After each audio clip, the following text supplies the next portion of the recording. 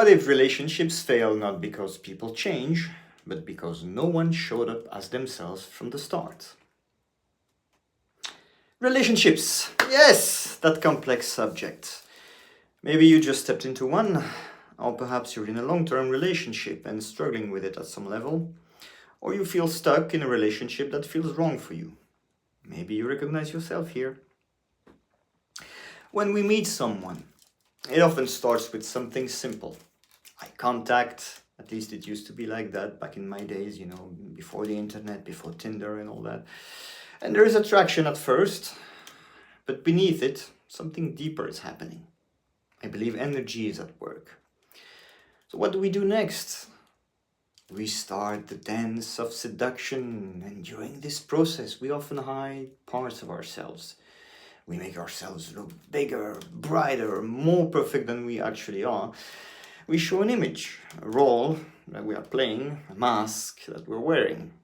All that in the hope that the other will see us as the perfect partner and hence be chosen. Have you ever caught yourself doing that? Showing a version of you that isn't the full truth? It's almost as if from the very beginning we're telling ourselves, I am not enough as I am.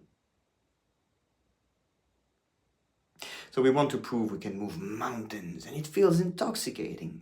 Just the thought of meeting that person gives us a rush. It's beautiful and dangerous. I've seen it often and it's unhealthy, because the honeymoon period will eventually end and you can only fall back on your old self. So that's the first big mistake I see happening. Wearing masks and playing a role. It is possible to start a new relationship in a healthy way, by being true to yourself. Another thing I see a lot, and why relationships fail before they even begin, is believing the other will make us happy. Do you believe someone else can really make you happy? Or is happiness something you have to create first within yourself? Because once the fire of passion comes down and the routine sets in, something happens. We fall back into ourselves, into the same wounds, the same fears, the same filters we carried before we met. And then the relationship takes its first real hit. That's when many couples split, or they stay in pain, slowly drifting apart. I believe we date too fast, we kiss too soon, we go to bed too quickly. We grow impatient and rush things. We're loaded with hormones, desire, and pressures born from the lacks and needs we jump, driven by the misguided belief that the other will make us whole.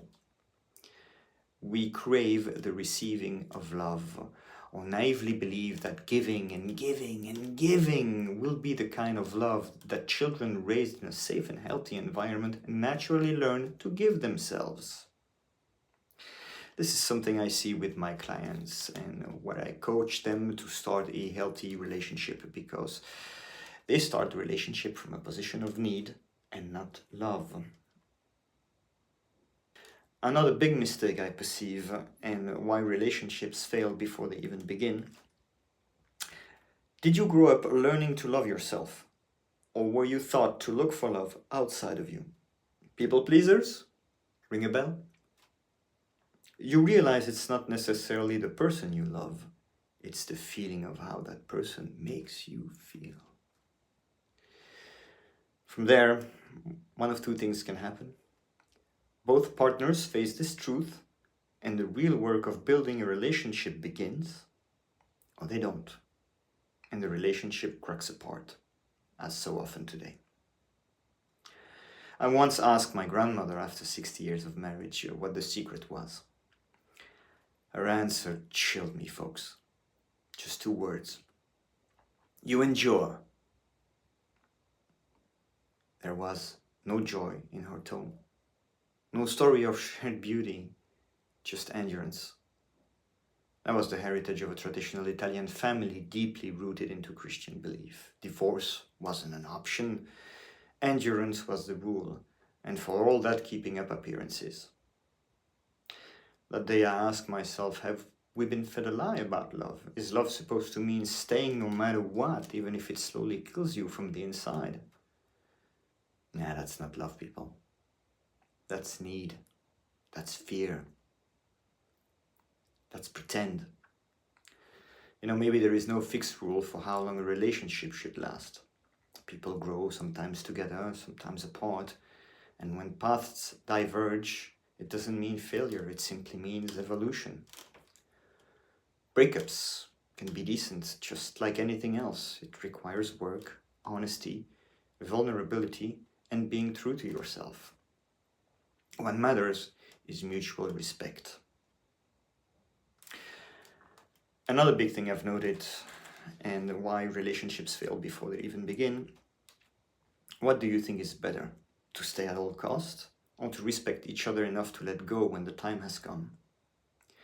Now, of all the rules of love, respect is the only rule worth keeping, in my opinion. When there is respect, love and understanding can flow. When there is respect, separation can happen without destruction. And when there is respect, both can heal together, fully aware of each other's struggle. It's a choice in the end, stay or go. But whatever that choice is, it comes from a place of conscious, rather than the wound speaking.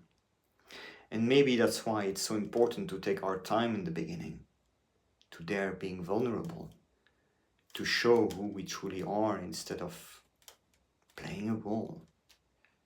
Because only when you have learned to love yourself can you enter a relationship from a place of wholeness, not emptiness. I saw it many times with clients.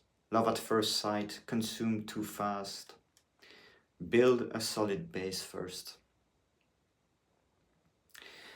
And finally, my question to you.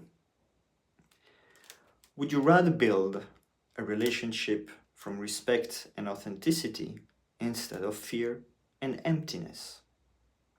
And from there, whatever relationship you build, short or long, intense or gentle, will stand on a foundation of respect and authenticity. And if things take an unexpected turn, you can fall back on yourself for love. If you like this video, please like, share and subscribe. And remember, be you. Everybody else is taken. I thank you for watching.